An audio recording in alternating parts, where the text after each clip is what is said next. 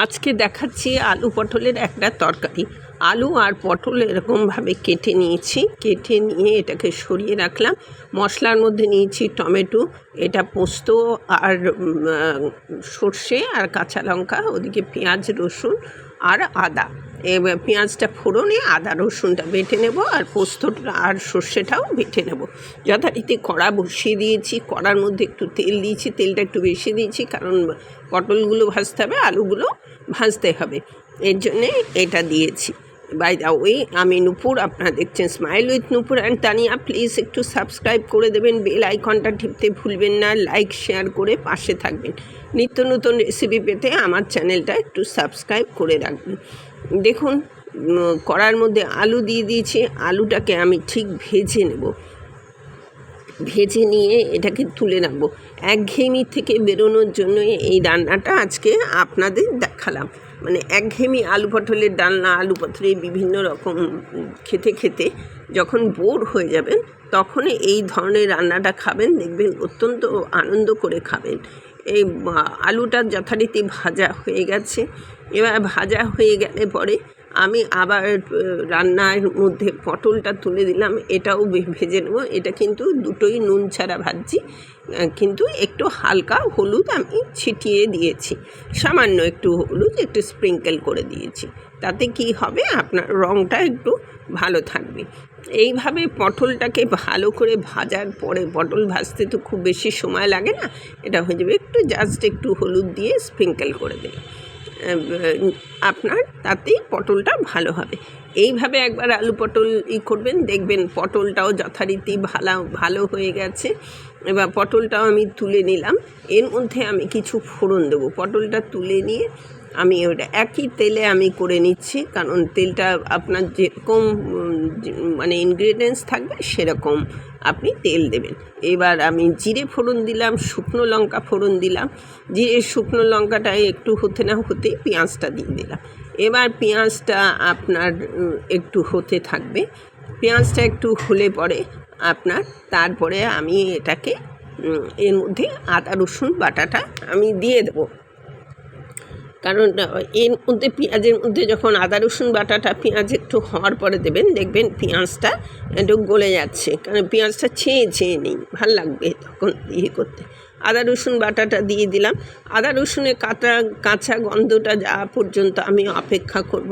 এটা আদা রসুনের কাঁচা গন্ধটা চলে গেলে আমি তারপরে আপনার করব, কাঁচা গন্ধটা চলে গেলে তারপরে আমি এর মধ্যে টমেটো বাটাটা দেব।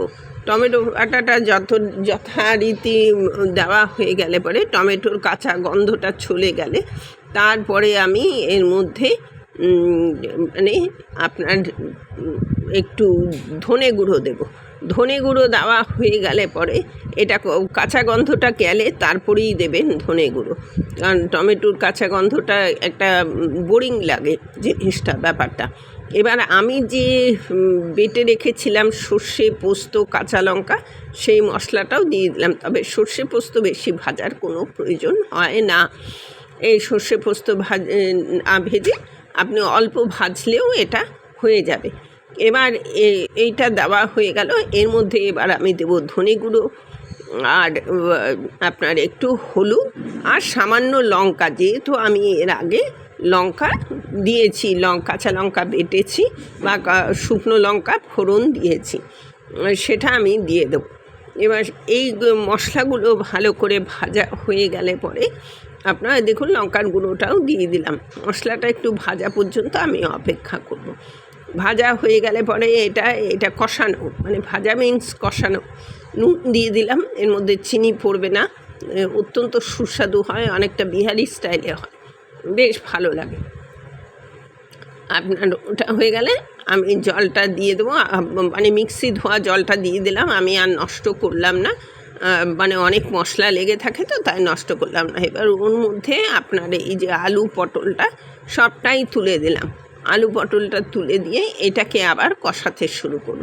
যত কষাবেন রান্না ততই কিন্তু ভালো হবে, ততই সুন্দর হবে, ততই এটা ভালো লাগবে। এবার আপনার এটাকে কষিয়ে এবার পরিমাণ মতো জল দিয়ে দেবো। আপনি এর মধ্যে একটু গরম মশলা দিতে পারেন। আমি গরম মশলা না ঘি, তাতেই আমার রান্নাটা যথেষ্ট ভালো হয়েছে। এবার দেখুন এটা কষানো হয়ে গেলে পরে আমি এর মধ্যে জলটা দিয়ে দেবো। অনেক রকম পটলের রান্না খেয়েছেন, কিন্তু একবার আমার অনুরোধ রইল এইভাবে যদি রান্নাটা করেন তাহলে ভালো লাগবে। এটা রুটি, লুচি, পরোটা, ভাত সবার সাথেই মানানসই এই রান্নাটা। এবার আমি একটু জল দিয়ে দিলাম। এবার আমি জলটা দেব, পরিমাণ মতো জলটা দিয়ে দিলাম।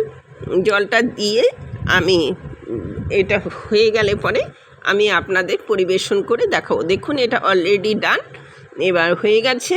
এবার চলুন এবার পরিবেশন করে আপনাদের দেখাচ্ছি। এটা অত্যন্ত সুস্বাদু হয়। দেখুন রেডি টু সার্ভ।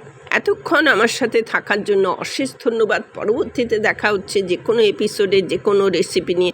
নিত্য নতুন রেসিপি পেতে আমার চ্যানেলটা একটু সাবস্ক্রাইব করে রাখবেন, বেল আইকনটা টিপতে ভুলবেন না, লাইক শেয়ার করে smile with Tania, Nupur and তানিয়ার পাশে থাকবেন। তাহলে দেখবেন এরকম অনেক রকম বিভিন্ন রকম রান্না আপনাদের কাছে যথাসময়ে পৌঁছে যাবে। আজ তাহলে আসছি, পরবর্তীতে আবার দেখা হচ্ছে যে কোনো এপিসোডের যে কোনো রেসিপি নিয়ে। সুস্থ থাকুন, ভালো থাকুন এই কামনায় করি। পরবর্তীতে আবার আসছি যে কোনো এপিসোডে।